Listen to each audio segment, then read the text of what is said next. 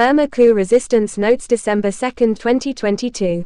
A women's commando force in Myinmu township carried out a grenade attack on a junta camp in a school grounds yesterday, wounding 3 troops.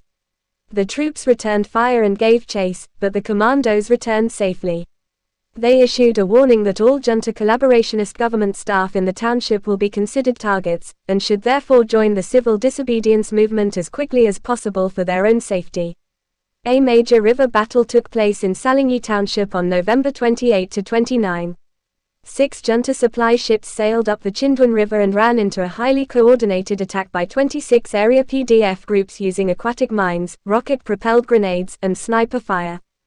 3 of the ships were driven onto sandbars where they ran aground. 3 troops were killed initially and 9 wounded, who were offloaded in Monywa. Later 10 more were killed, and more again in a rocket attack, about 20 dead in total. A video shows smoke plumes and water spouts as ships hit the mines, and fusillades of PDF gunfire from the shore. Ethnic regions. In Arakan state, the junta is using the November 27 ceasefire to resupply its troops with food and weapons, and increase troop deployments. The Arakan army had cut off many junta positions and was starving them out, but now they are refreshed. Meanwhile, local residents feel no safer than before. The Arakan army may also be using the ceasefire to prepare for renewed combat. This is a pattern that has played out previously in Kachin State, Karen State, and elsewhere. Karen PDFs attacked a junta checkpoint in Palor township of Beit Tavoy district of Korthu Lake Tananthari region on Burmese maps yesterday, leading to a 5-hour shootout, at the end of which the junta troops fled. There were deaths and injuries on the junta side, but the numbers aren't given. The report just says the PDFs took over the position and burned the bodies. A weapon and some ammunition were captured. Beit Tavoy district is one of those areas where troop redeployments away to places like Arakan state have left the junta weaker.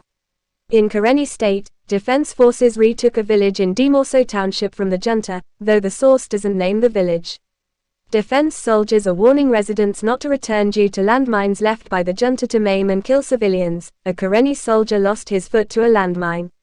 Karenni Defense Forces released their combat statistics for November. 43 junta troops killed in 28 battles, 2 civilians died and 34 were wounded, 2 Karenni soldiers were killed.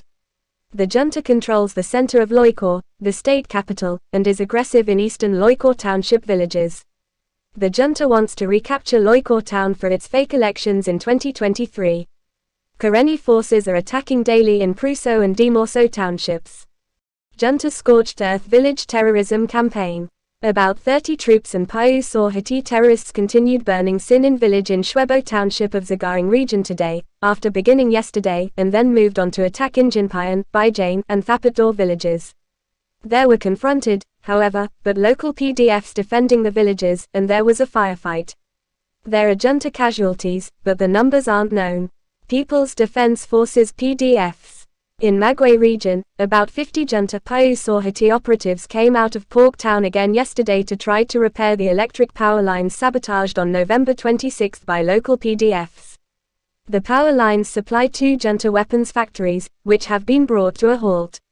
This was the second attempt at repair after troops got shot up on November 30 with 6 injuries. Again yesterday the PDFs were waiting with landmines, and subjected the junta to withering gunfire, causing an unknown number of casualties. The PDFs also captured some ammunition. In Myinmu town, 10 troops were guarding an industrial water pipeline yesterday when 4 of them went shopping and got blown up by roadside bombs, killing 2. Elsewhere in Myinmu township, a junta truck and 120-foot soldiers went on a resupply mission to 2 outlying junta camps yesterday. PDFs bombed and destroyed the truck. When more troops came to get the dead truck, more bombs exploded, killing 4 troops. Then the PDFs dropped drone bombs on the foot soldiers, of which the casualties aren't known. A video shows the burning truck, the second set of bombs going off, and the drone bombing. In Zagaring region, a PDF coalition fired 40 locally manufactured mortars into a junta Paiu Hati camp at Torpu village in Monywa township the night of November 30. Dec. 1. They fired from several angles, causing a lot of damage, they say. The junta forces fired back, but the PDFs continued firing until they used up all of their shells. PDFs fired a barrage of 32 locally manufactured mortars 60mm, 80mm, 120mm into the junta admin offices in Salingyi town the night of November 30. Dec. 1. Damage isn't known. In Mandalay region, 3 PDF attacks on a junta convoy in Madaya township on November 30. First, a bombing at a bridge killed 2 troops and wounded about 25. 2 more attacks later in the day killed 12 more troops. The PDFs were able to capture some weapons and take back some goods that had been looted by the troops from private homes and shops. Urban warfare. In Yangon, a grenade was hurled at a junta guard post in South Okalapa Township yesterday. 4 guards were in there, but casualties aren't known. A second planned explosion was called off due to the presence of civilians. Explosions also took place last night in South Dagon and Kamayat townships.